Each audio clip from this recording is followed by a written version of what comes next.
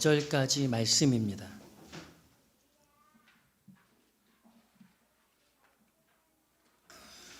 신약성경 142쪽 요한복음 1장 12절로 14절까지 말씀 한 절씩 교독하겠습니다.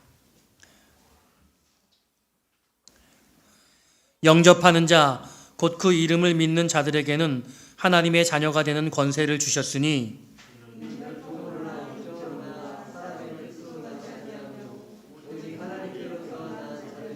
함께 읽습니다.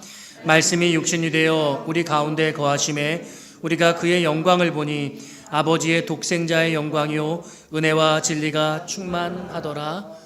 아멘. 할렐루야. 오늘도 주 앞에 나오신 여러분들을 축복합니다. 또 우리 온라인으로 예배하는 지체들에게도 큰 은총이 함께 하시기를 원합니다. 우리 코로나가 한 주간에 너무 많이 심해지고 여러분들 마음 가운데 근심과 두려움이 있으실 터인데 우리 함께 하나님 앞에 간절한 마음으로 또 예배하고 기도하며 이 땅을 고치시기를 소원하면 좋겠습니다. 오늘 말씀을 전하실 고요한 목사님은 여러분 기억하시겠지만 우리 3년 전에 저희 산유회 교회에서 같이 함께 1년 동안 그 교회 신앙생활을 같이 하시고 또 여러분들 여러 번 말씀을 듣기도 하셨습니다. 다 기억나시죠? 네. 오랜만에 제가 청해서 말씀을 좀 전해주세요 이렇게 부탁을 드렸더니 또 흔쾌한 마음으로 이 자리에 오셨습니다. 오늘은 하나님의 자녀가 되는 권세, 이 말씀의 제목을 가지고 은혜를 나누겠습니다. 여러분 큰 은혜 받으시기를 바라고요. 목사님 나오실 때 우리 할렐루야 하나님께 영광 돌리며 인사 나누면 좋겠습니다.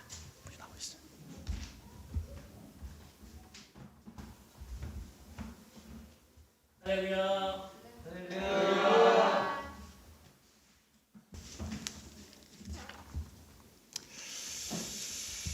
예, 반갑습니다.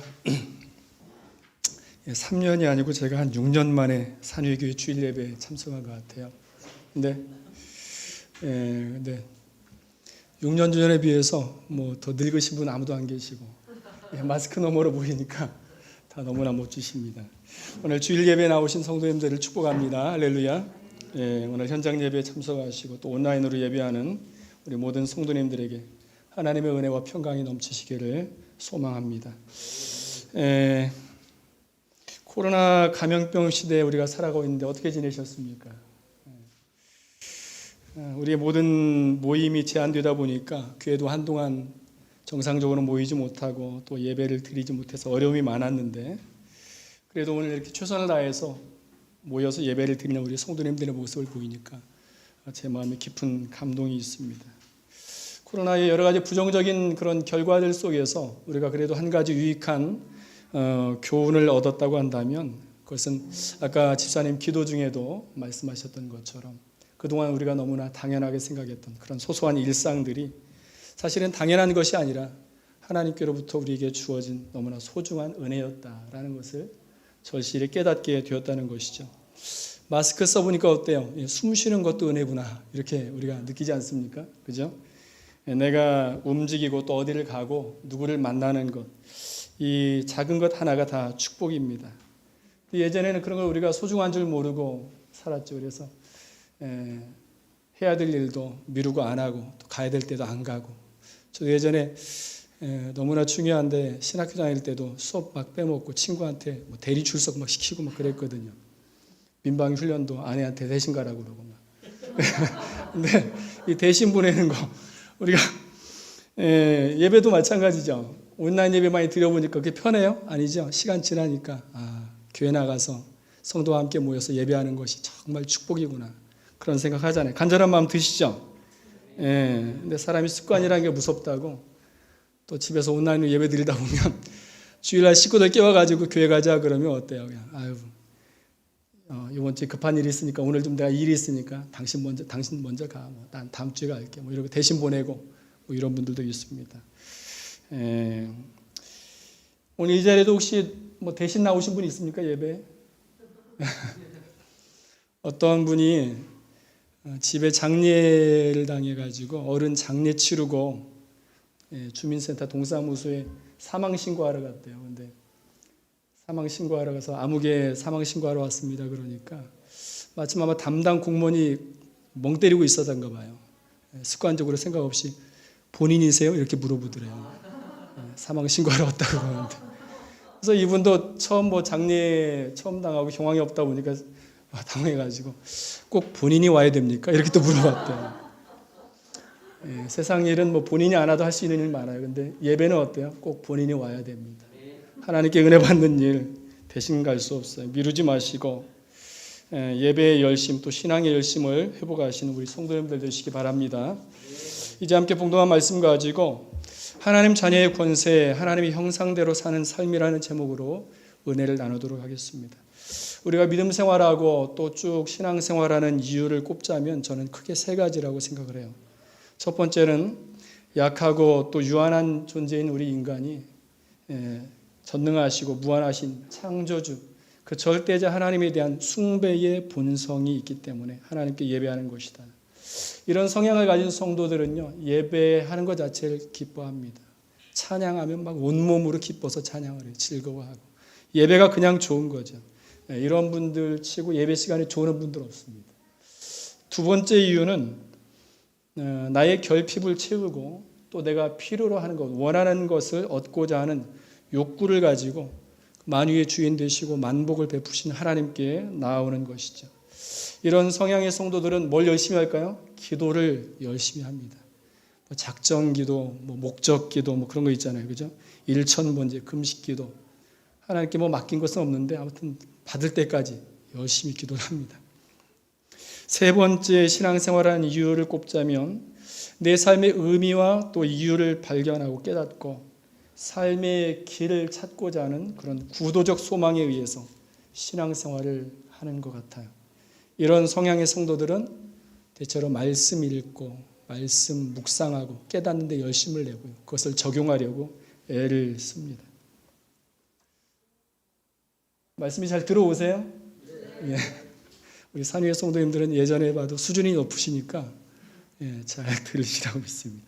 이 세 가지가 다 경중을 나누지 못할 만큼 중요하고 우리 신앙생활의 필수적인 요소인데 오늘은 이 세 중에서 세 번째, 나는 누구이며 무엇을 위해 살 것인가, 그리고 나는 무엇으로 남겨지는 인생이 될 것인가에 대한 질문, 즉 신앙의 구도적인 이유에 대해서 생각해 보려고 합니다. 이러한 질문은 온 인류의 역사 속에서 끊임없이 물어져 왔던 참으로 한없이 무거운 질문인데 여기에 대해서 단순 명료하게 우리에게 답을 주시는 분이 바로 예수님이십니다. 이 땅에 오신 예수님은 그 가르치심과 행함을 통하여서 우리에게 분명한 답을 주십니다. 이제 구체적으로 살펴보면 첫 번째 질문을 같이 나누고 싶어요. 나는 누구인가? 성도 여러분, 자기에게 한번 물어보십시다. 나는 누구일까요? 나는 누구입니까? 갑자기 내가 자기소개서를 써야 되나? 이렇게 부담 가지실 필요는 없어요. 성경이 우리에게 답을 줍니다. 나는 하나님의 피조물이며 하나님의 형상대로 지음받은 하나님의 자녀입니다. 나는 하나님의 피조물이며 하나님의 형상대로 지음받은 하나님의 자녀예요. 이렇게 사람은 하나님의 자녀로 지음받았습니다. 그런데 어떻게 됐어요? 아담이 범죄한 이후에 에덴에서 쫓겨나서 인간은 죄의 종노릇하며 살아가는 죄인이 되었습니다. 하나님이 정하신 대로 죄의 값은 사망이고 그 결과는 멸망입니다. 그런데 그 죄값을 스스로 치르고 자기를 자구하거나 또는 다른 이의 죄값을 대신 지불하여 의롭다함을 얻게 할 인생이 이 땅에는 하나도 없습니다. 그야말로 인생은 구원에 대하여서 소망 없고 능력 없는 완전한 무능과 절망에 빠져버린 것이죠. 그런데 하나님이 세상을 사랑하사 독생자를 이 땅에 보내주셨습니다. 오직 하나님께로부터 나신 자, 세상에 인간으로 오신 예수 그리스도께서 그 피값으로 우리 죄를 대속해 주셨습니다. 이제 우리는 십자가에서 보혈을 흘리신 예수 그리스도를 구주와 주인으로 영접함으로, 즉 예수를 믿음으로 구원을 얻게 된 것입니다. 오늘 봉독한 말씀 12절에 영접하는 자, 곧 그 이름을 믿는 자들에게는 하나님의 자녀가 되는 권세를 주셨다, 이렇게 말씀하십니다. 할렐루야. 여기서 믿는다는 것은 희망적으로 한번 믿어보고 싶다거나 또 선심 쓰듯 억지로 믿어준다라는 것이 아니라 성령의 감화 안에서 예수 그리스도를 나의 구주로 영접하고 진리의 말씀을 수납함으로 말미암아 나의 존재와 인격과 삶의 방식에서 완전히 새 사람으로 거듭나는 것을 말합니다. 사망에 붙어있던 내가 예수 그리스도께 접붙임 바 입어 생명의 주님과 하나가 되는 것을 의미하는 거예요. 사랑하는 성도 여러분, 우리는 하나님의 자녀의 원형이신 예수님을 믿음으로 죄에 속한 옛사람에 대하여 죽고 하나님의 의로움에 대하여서 살아난 새 사람, 하나님의 자녀로 재창조된 것을 믿으시기 바랍니다. 우리 한번 따라서 하겠습니다. 나는 예수를 믿음으로 하나님의 자녀가 되는 자격과 권위와 능력을 얻게 되었습니다. 할렐루야. 두 번째 질문, 그럼 나는 어떻게 살 것인가? 우리 구원받은 성도들이 세상에서 어떻게 살아야 할까요? 여기에 대해서도 마찬가지로 성경이 우리에게 답을 줍니다. 하나님의 자녀는 하나님의 뜻을 이루기 위해서 하나님의 형상대로 살아가야 합니다. 한번 따라서 하겠습니다. 하나님의 자녀는 하나님의 뜻을 이루기 위해 하나님의 형상대로 살아가야 합니다. 하나님의 형상대로 살아가는 삶을 성경에서 구체적으로 살펴보면 먼저 구약에서는 하나님의 형상이 아닌 삶을 살지 말 것을 계명으로 우리에게 명령해 주시고, 신약에서는 하나님의 형상으로 사는 삶을 예수님을 통하여서 보여주십니다. 구약에서 말하는 하나님의 형상대로 살지 않는 것은 무엇일까? 그것이 바로 죄죠. 하나님의 형상대로 살지 않으면 나와 공동체가 불행해집니다. 그러니까 그렇게 살지 말라고 하시는 거예요. 그 가르침이 바로 십계명에 나옵니다. 그래서 십계명은 이렇게 하지 말아라, 이게 그 어조예요. 다른 신을 두지 말아라, 다른 우상을 만들고 섬기지 말아라, 여호와 이름을 망령되이 일컫지 말아라, 살인하지 말라, 간음하지 말라, 도둑질하지 말라, 거짓 증거하지 말라, 이웃의 집을 탐내지 말라.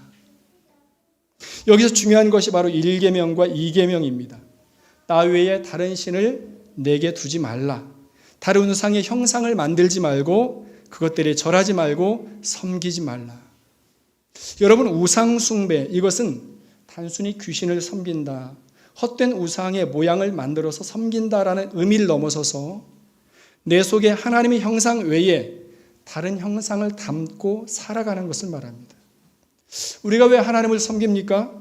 우리 속에 하나님의 형상이 있기 때문에 우리는 하나님께 끌리는 거예요. 그 근원적 원형과 완전성으로 나아갈 때 우리는 완성적인 인격을 경험할 수 있기 때문입니다.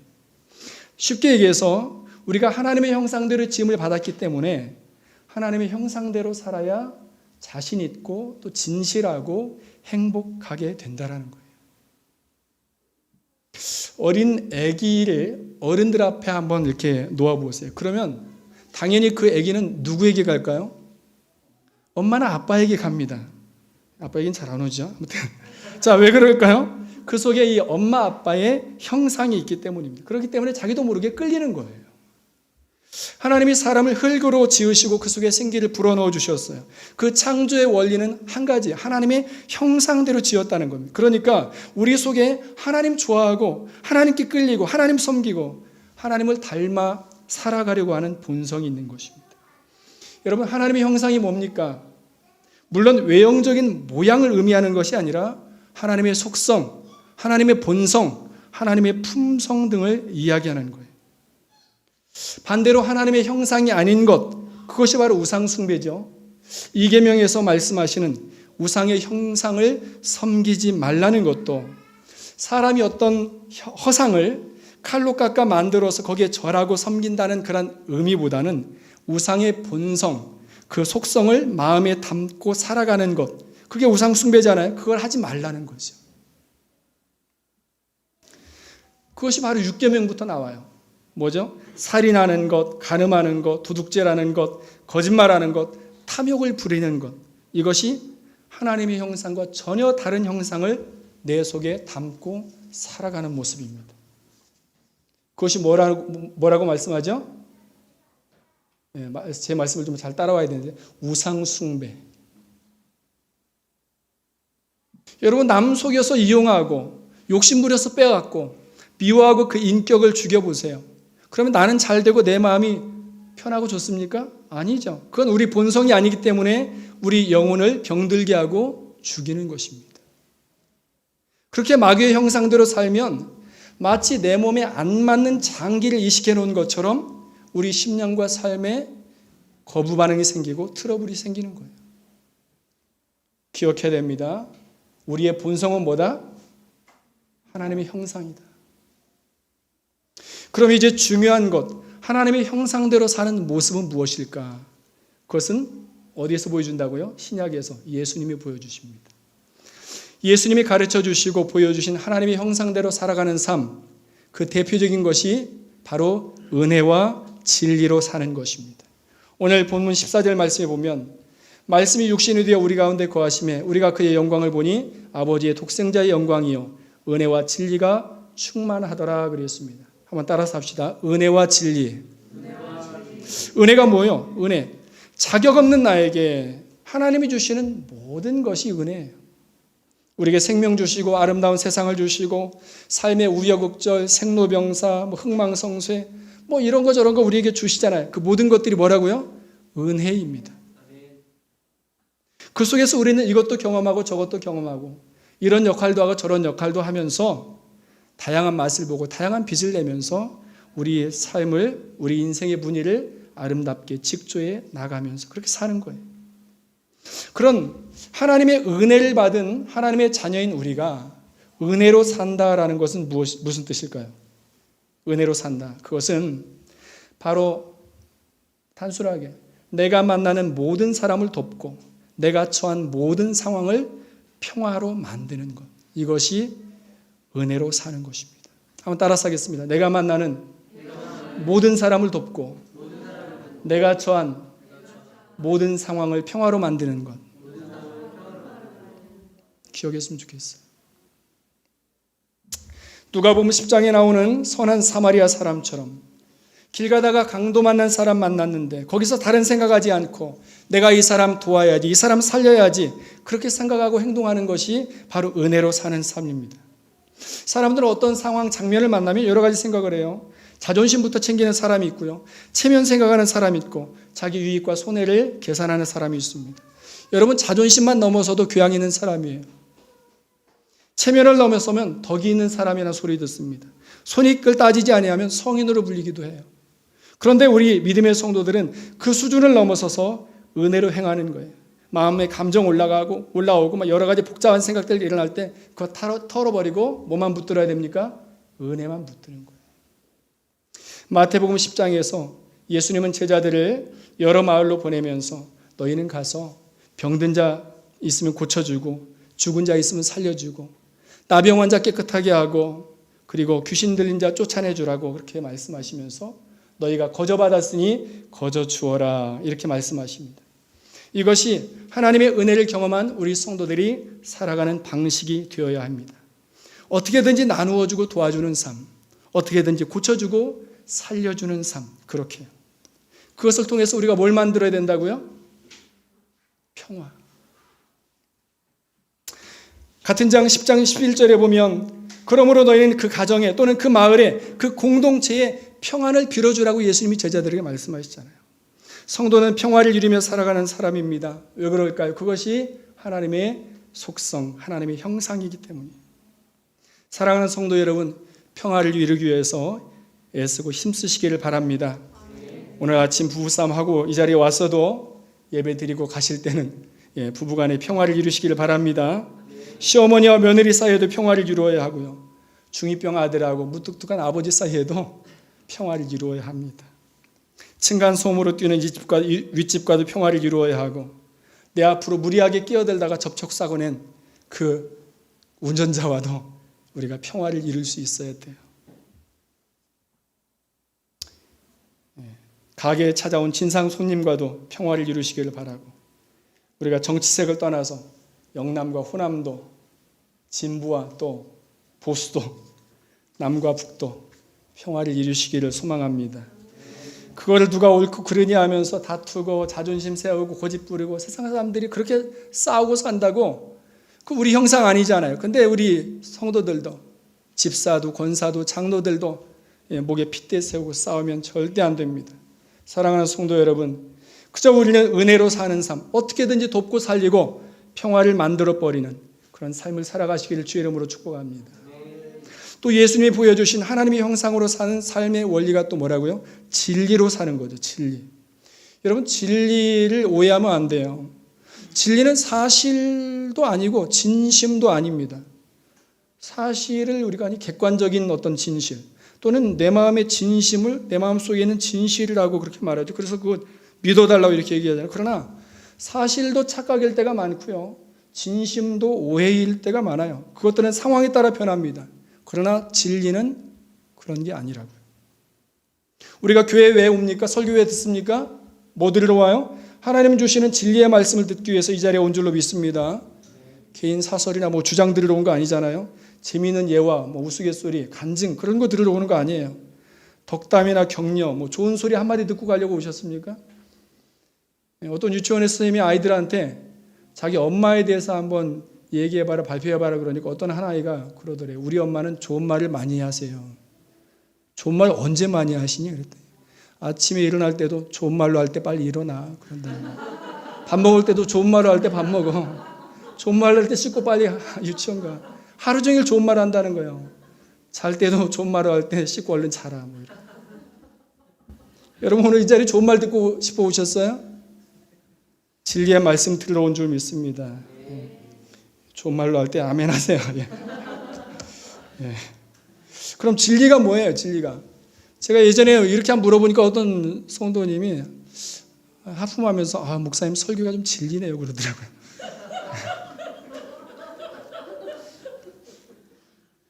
성도 여러분, 진리는 오직 예수 그리스도인 줄 믿으시기 바랍니다.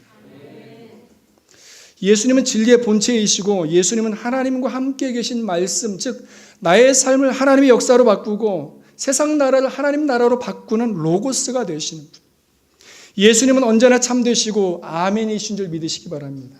우리가 진리로 산다는 것은 하나님이 만물과 인생의 창조주, 역사의 주관자이심을 아는 거예요. 나는 불의하며 소망이 없는 죄인임을 인정하는 것입니다. 오직 하나님의 아들 예수 그리스도가 죄인의 구주임을 고백하고 예수 그리스도를 믿음으로 구원을 얻으며 죽음 후에는 부활하고 심판을 당하지 않고 영생을 얻어 천국에 들어간다는 것을 증거하는 것이 바로 진리로 사는 것입니다. 진리는 결코 변하지 않습니다. 진리는 어둠을 밝힙니다. 진리는 우리 영혼을 살립니다. 좋은 말 아무리 많이 해도 살아나지 않는 영혼이 진리를 듣고 살아납니다. 세상 말로 수없이 풀려고 해도 풀리지 않은 문제가 하나님의 진리의 말씀 앞에 풀어지는 줄로 믿으시길 바랍니다. 진리는 성도에게 주어진 하늘의 열쇠이고 하나님의 신비입니다. 진리를 품고 살아가면 길이 열리고 진리를 선포할 때 닫힌 문이 열리는 것을 믿으시기 바랍니다. 무엇보다도 진리는 그 말하는 자와 듣는 자에게 자유를 줍니다. 은혜는 평화를 이루는 것이고 진리는 우리에게 자유를 주세요. 내가 곧 진리다라고 말씀하신 예수님이 요한복음 8장 32절에서 진리를 알지니 진리가 너희를 자유케 하리라 그렇게 말씀하셨어요. 진리의 특징이 뭐라고요? 자유를 준다라는 것입니다. 자유케 된다는 말씀의 의미를 우리는 바로 그 앞에 8장 1절에서 11절에서 찾아볼 수가 있습니다. 그 부분에 보면 바리새인들이 음행하다 현장에서 붙잡힌 여인을 잡아서 예수님께 데리고 왔어요. 그들은 예수님을 시험하고 또 책잡아서 고발하려고 모세의 율법을 들이댑니다. 모세는 율법에 이런 여자를 돌로 치라고 명하였거니와 선생은 어떻게 말하겠나이까. 예수님이 정말 꼼짝 못할 궁지에 몰리게 된 것 같아요. 그러나 우리는 그 결과를 잘 알고 있지 않습니까? 예수님은 그 사람들의 참소하는 소리를 들으시고 별 말씀을 하지 않으시고 그냥 엎드려 땅바닥에 뭔가를 쓰셨어요. 예수님이 뭘 쓰셨나? 성경학자들의 다양한 견해가 있지만은 제가 성경을 깊이 묵상하는 중에 성령께서 저에게 주신 말씀은 물론 성경에 안 나와 있는 내용인데 예수님이 처음에 땅바닥에 쓰신 말씀은 간음을 행한 자만이 아니라 마음의 음욕을 품는 자가 다 하나님 앞에 간음하였느니라. 산상수훈에 예수님이 말씀하신 거죠. 그래서 쓰신 거예요. 그러니까 지금 현장에서 간음하다 붙잡힌 여인을 끌고 와서 참수하고 예수님을 시험하려고 하는데 예수님은 모든 인간이 죄인이라는 것을 지금 진리로 말씀하시는 거예요. 간음한 이 행음한 이 여인만이 아니라 마음의 음욕을 품은 모든 자가 이미 하나님 앞에 간음하였느니라. 그리고 예수님께서 일어나서 너희 중에 죄 없는 자가 먼저 돌로 치라 이렇게 말씀하세요. 사람들은 죄에 대해서 새로운 그런 자각을 했기 때문에 뜨끔하게 되죠. 그리고 예수님께서 다시 몸을 굽혀서 땅바닥에 손가락으로 두 번째로 뭔가를 쓰셨어요. 이것도 성경에 나와 있지 않은 내용인데 성령이 저에게 주시는 말씀은 이거예요. 예수님이 두 번째 쓰신 내용, 하나님은 이 여인뿐만 아니라 너희의 모든 죄를 용서하기를 원하신다. 나는 그것을 위해 세상에 보냄을 받은 자니라. 이런 것이 뭘 쓰신 거예요? 진리를 쓰신 것입니다. 사람들이 뭐 죄목을 써놓은 게 아니라 진리를 쓰신 거예요.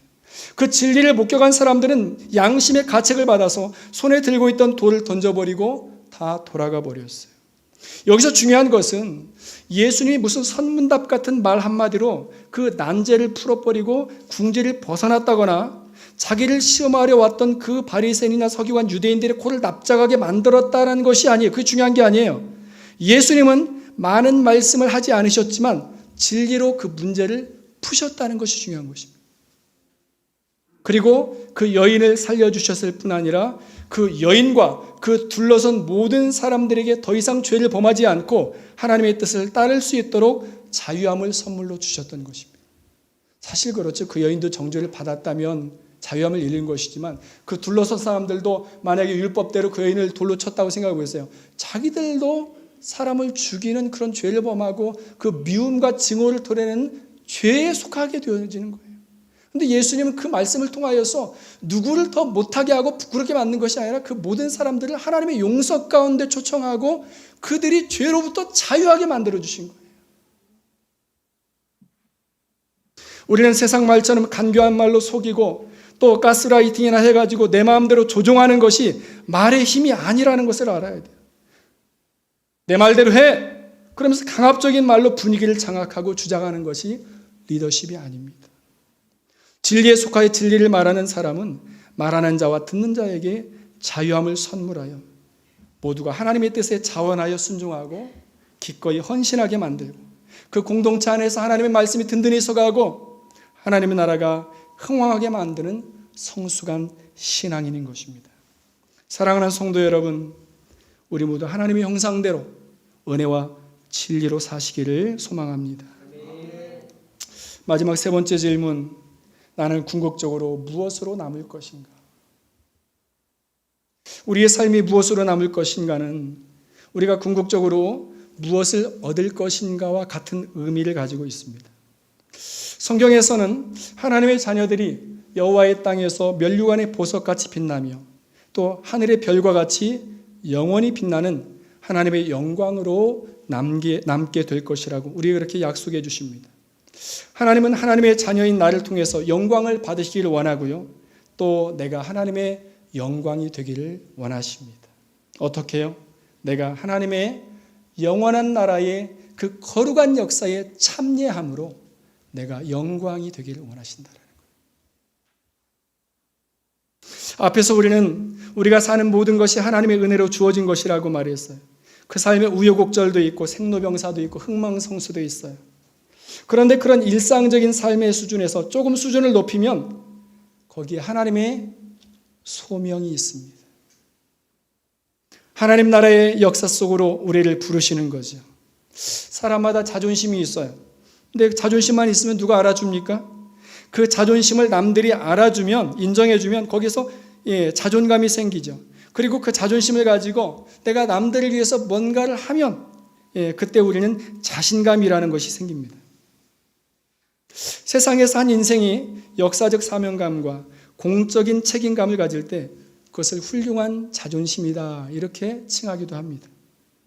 그런데 거기에서 더 수준을 높여서 고상한 자존심은 하나님 나라의 역사에 참여함으로 하나님이 인정하시고 기억하시는 거룩한 자존심입니다. 거룩한 자존심. 그것을 다른 말로 영광이라고 부릅니다. 오늘 말씀 14절에 우리가 그의 영광을 보니 아버지의 독생자의 영광이라 그랬어요.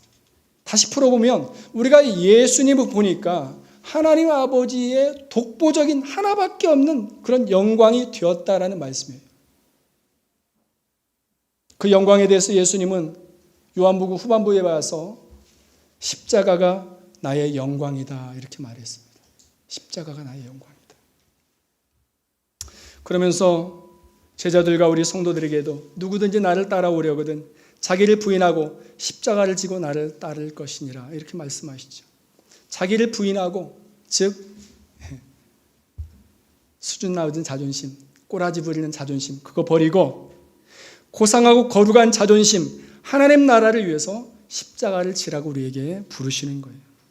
십자가는요 결국은 세상과 나는 간 곳이 없어지고 하나님 아버지의 뜻만 남는 것이 십자가입니다. 할렐루야. 그 가치가 너무 귀해서 다른 거 다 버려도 아깝지 않은 삶이 십자가의 삶이에요. 제가 참 감동적으로 이렇게 본 그런 다큐가 있는데 2009년에 세상을 떠난 김수환 추기경에 대한 그런 다큐예요. 근데 그 김수환 추기경이 별명이 뭔지 아세요? 별명이? 바보. 그는 다른 것은 모두 버리고 오직 예수 그리스도만 하나님의 뜻만 그 영광만 붙들었기 때문이죠. 그런데 사실 하나님의 영광을 바라보았던 모든 신앙인들은 모두 그들은 바보라고 불리웠던 사람들이었습니다. 한 가지 이야기를 하고 말씀을 좀 맺으려고 하는데 우리가 잘 아는 예수로 나의 구주 삼고 인애하신 구세주여 나의 갈 길 다가도록 나의 영원하신 기업 이런 우리가 잘 아는 주옥 같은 찬송가의 작사가로 유명한 페니 크로스비 여사를 우리가 잘 압니다. 이 크로스비 여사는 태어나서 며칠 몇 주 상관으로 의사의 실수로 실명을 하게 돼서 그의 95년의 생애를 전생애를 시각장애인으로 살았다고 그래요. 거의 세상을 못 본 거나 마찬가지. 그녀가 10,000여 편이나 되는 수많은 찬송시로 사람들에게 감동을 주었는데 그 은혜의 인생이 끝나갈 무렵 노년에 한 기독 잡지의 기자가 인터뷰를 했습니다. 여사님, 하나님께서 다시 한번 인생을 살아갈 수 있도록 기회를 주신다면 하나님께 어떤 소원을 구하시겠어요? 기자는 그러면서 속으로 예상하기는 당연히 눈을 떠서 하나님 지으신 아름다운 세상을 보게 해달라고 그렇게 소원하리라 그렇게 생각을 했습니다. 그런데 그때 크로스비는 이렇게 답했다고 해요. 내게 다시 한번 세상을 살아가는 기회가 주어진다면 나는 하나님께 여전히 눈이 보이지 않는 채로 태어나게 해달라고 소원하겠어요. 기자가 깜짝 놀라 의아해하며 물어봅니다. 왜요? 크로스비 여사는 입가에 은혜로운 미소를 띠고 말합니다. 일생을 살면서 세상의 그 무엇도 주님 계신 천국을 보는 것보다 아름답지는 못해요. 나는 세상을 보지는 못했지만 대신에 늘 천국을 바라보며 살 수 있었기에 감사했습니다. 그리고 내가 생애를 마치고 저 천국에 들어가 정말 처음 눈을 뜨는 그 순간 내 사랑하는 주님을 볼 수 있다면 그것은 저에게 가장 큰 영광일 거예요. 그것은 저에게 가장 큰 영광일 거예요. 사랑하는 성도 여러분, 우리의 삶을 통해 예수님만 드러나도록 하나님만 영광을 받으시도록 그리고 우리가 하나님의 영광이 되도록 그렇게 살아가시기를 바랍니다. 같이 기도하겠습니다. 하나님 아버지 감사합니다. 예수로 나의 구주 삼고 물과 성령으로 거듭나서 우리가 하나님의 자녀 되는 권세를 회복하게 하여 주옵소서. 이 자리에 있는 한 사람 한 사람이 은혜와 진리로 충만하게 하사 오직 하나님의 형상으로 살아가게 하여 주옵소서. 우리 평생에 주님 배반하지 않고 예배하며 헌신하며 우리가 신앙생활하며 살아갈 터인데 그렇게 평생 살고 보니 예수 믿고 살아도 별거 없대라고 하면서 허망함을 남기는 것이 아니라 내 손에 쥔 것 별거 없어도 내가 예수 믿고 살아온 것이 저에게 한없는 영광이었습니다. 하나님 감사합니다라고 고백하며 하나님의 영광으로 남겨지는, 그래서 하늘의 별과 같이 빛나는 성도님들이 다 되게 하여 주옵소서. 예수님 이름으로 기도합니다. 아멘.